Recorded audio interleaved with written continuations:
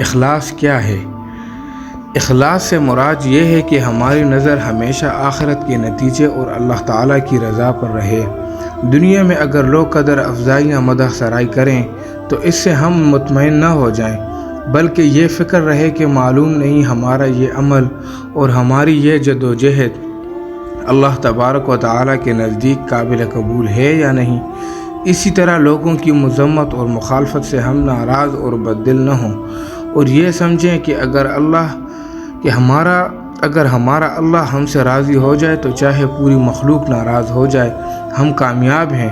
غرض یہ کہ لوگوں کی تعریف اور مذمت کا خیال دل سے بالکل نکل جائے اور 100% توجہ اللہ تعالیٰ کی رضا پر لگ جائے۔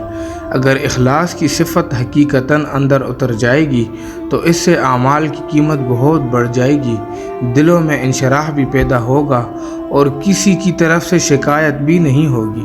مثلاً دعوت کا ایک بہت اہم مقصد یہ ہے کہ ہم ہر چھوٹے سے چھوٹا کام نیت کے پورے استحضار کے ساتھ کرنے والے بن جائیں۔ مثلاً ہم کسی کو سلام کریں یا خیریت پوچھیں یا چائے پلائیں تو اگر ہم یہ کام محض عادتاً کریں گے تو اس کا اثر خود ہمارے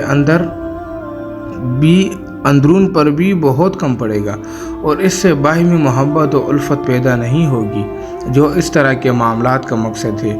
اور اگر اس بات کو ذہن میں تازہ کرتے ہوئے کریں گے کہ یہ ہمارا دینی بھائی ہے، یہ ایمان والا ساری دنیا سے بہت قیمتی ہے، اس کا اکرام دراصل ایمان و اسلام کا اکرام ہے، اس کی محبت و اکرام سے مجھے فائدہ ہوگا اور یہ میرا بھائی بھی دعوت کی جدوجہد سے مانوس ہو کر اپنی صلاحیتوں کو دین کے لیے استعمال کرنے والا بن جائے گا۔ ان باتوں کو ذہن میں رکھ کر اور نیت کے اہتمام کے ساتھ اگر ہم صرف وہی کام کریں جو محض عادتاً کرتے رہتے ہیں تو بلا کسی خاص مشقت کے ہم خود اپنے اندر بہت ترقی محسوس کریں گے۔ محترم بھائیو بزرگوں، اخلاص صرف بدنیتی سے بچنے کا نام نہیں ہے بلکہ بے نیتی سے بچنا بھی اس کے لیے ضروری ہے۔ اس کی مشق کی طرف پوری توجہ ہونی چاہیے کہ بغیر خصوصی اہتمام کے مستقل طور پر اس صفت کا حاصل ہونا آسان نہیں۔